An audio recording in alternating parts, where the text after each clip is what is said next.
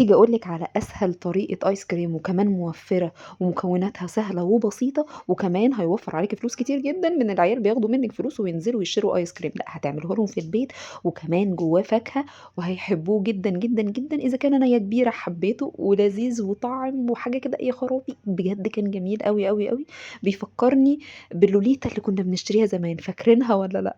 حلو جدًا، تعالَ أقول لكم أنا عملته إزاي. أول حاجة حطيت كوباية ونُص مَيّة مغلية، عليهم كوباية ونُص مَيّة متلجة، وعليهم الجيلي، وقلّبتهم كويس جدًا، جدًا على بعض خلّيتهم على جنب، جِبت شوية مانجا وقطّعتها وشوية بقى عنب، أي حاجة متوفرة عندي، وأي علب بقى بتاعة القهوة، لو عندِك علبة الآيس كريم جاهزة زي اللي إحنا جايبينها دي، اللي بنحط فيها الآيس كريم تبقى سهلة أوي بالنسبة لِك، هي كمان رخيصة والكبيرة منها ب25 جنيه.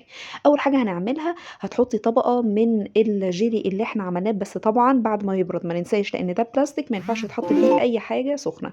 هنحط المانجا، طبعًا تقدري تستخدمي أي نوع فاكهة متوفر عندِك. الطبقة الأولانية دي هنحط زي ما قُلنا، هنحط الجيلي، هنحط أي نوع فاكهة، أنا حطيت المانجا عشان خاطر يبقى كده إيه، في أحمر وفي أصفر وفي ألوان كتير.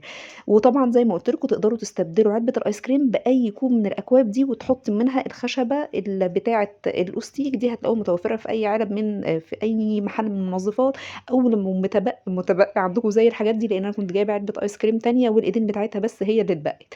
هاحطها في الفريزر لمدة ساعة ونُص، لازم تتجمد الأول.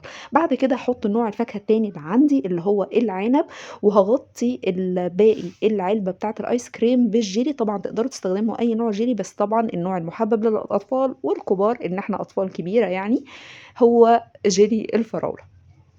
أول حاجة أنا استعجلت عليها، أنا حطيتها في الdeep freezer، بس أكمّل لكم الحتّة دي. بعد ما بتخلّصي بتقفلي عليها بالقفل بتاعها جامد أوي كده، حطيتها في التلاجة حوالي ساعتين ونُص بقى عايزة آكلها، وبجد كانت مجنناني وشكلها كان تحفة أوي ومغري جدًا بصراحة.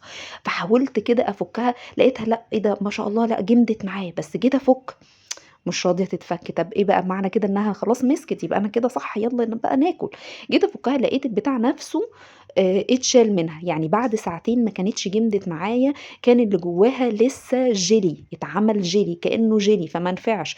فقفّلتها تاني وحطيتها في الفريزر لمدة ساعتين، فمعنى كده إن أنتِ هتحطيها في الفريزر لمدة قد إيه، 4 ساعات. يُستحسن إن أنتِ تعمليها من بالليل للصبح. فأنا حطيتها تاني حوالي 4 ساعتين كمان، يعني كده كلّهم على بعض 4 ساعات، عشان خاطر بيتحوّل من جيلي هو زي اللوليتا كده المجمد.